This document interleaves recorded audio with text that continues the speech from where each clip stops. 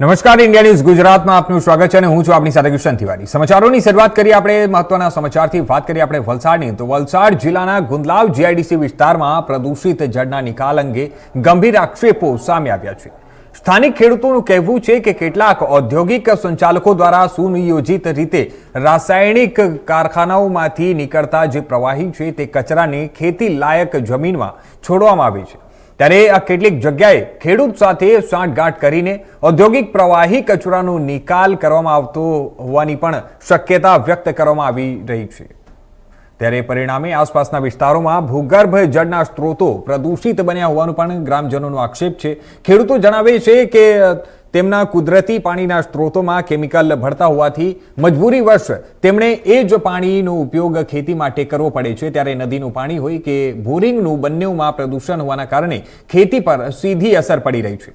પાકની ઉપજ ઘટી રહી છે અને જમીનની ઉર્વરતા પર પ્રશ્નચિહ્ન ઊભું થયું છે। એક સમયે કેરીના ઉત્તમ પાક માટે જાણીતા વિસ્તારમાં હવે રાસાયણિક પ્રદૂષણના કારણે નુકસાન થતું હોવાના ખેડૂતોએ જણાવ્યું છે। ત્યારે કેટલાક ગ્રામજનોના જણાવ્યા મુજબ પ્રદૂષિત પાણીના ઉપયોગથી આરોગ્ય સંબંધિત સમસ્યાઓ પણ ઊભી થઈ રહી છે।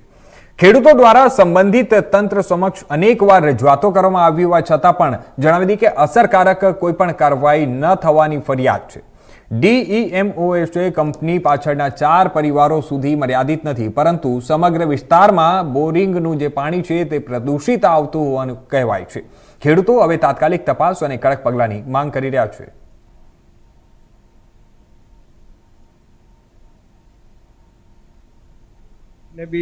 ડેમોસા કંપનીના બાજુમાં જે કોલોઈ ખાડી લાગેલી છે એ કોલોઈ ખાડીના એક્ઝેક્ટ બાજુની જ જે જમીન છે આવેલી એ જમીનમાં એ કોલોઈ ખાડીનું પાણી છોડવામાં આવે છે। એ ઝેરી કેમિકલનું પાણી છે અને એ પાણી મને તો એવું પણ લાગી રહ્યું છે કે આપના મીડિયાના મારફતથી હું એ પણ જણાવવા માંગુ છું કે આવનારા સમયમાં તમે વધુ તપાસ કરાવો તો બહુ સારું। કારણ એ જ છે કે આ બાજુમાં જે જગ્યા લાગેલી જગ્યાના માલિકો પણ સાથે કંપની સાથે ટાઈપ કરી બેઠા છે કે શું, એ સમજવાની જરૂર છે। આજે સાહેબ તમે પોતે પણ જોઈ રહ્યા છો આ પાણી કેટલું આ જગ્યાઓમાં છોડવામાં આવે છે। આ જગ્યાઓમાં પોતાની વાડીઓને તો ખરાબ કરી જ રહ્યા છે, પણ આજુબાજુના વિસ્તારોમાં જે આજુબાજુના આ જ ગામના અંદરમાં જે બીજા ભાઈઓ લોકો રહે છે, ગામજનો રહે, એ ગામજનોને પાણી પીવામાં કેટલી તકલીફ પડે, કેમ કે આ પાણી તો અંદર જમીનના અંદર પચવાનું છે। એ પૈચા બાદ એ પાણીથી કેટલી તકલીફો આવે છે, એ વાસ મારે છે અત્યારે હાલમાં પણ આપણે તમે સાહેબ જોઈ જ રહ્યા છો અત્યારે હાલમાં।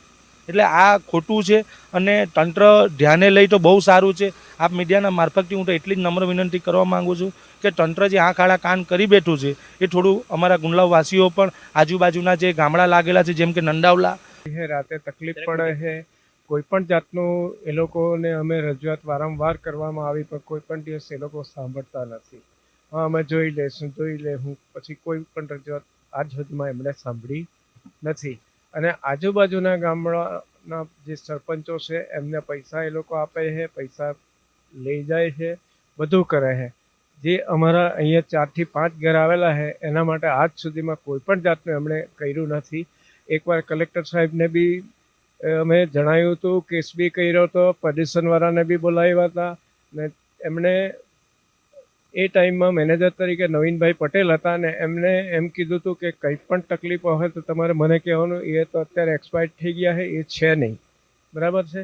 ત્યાર પછી જે કોઈ આવ્યું હોય એ આજ સુધીમાં અમને એમણે કોઈ પણ જાતની સહાય કે કંઈક ડેમો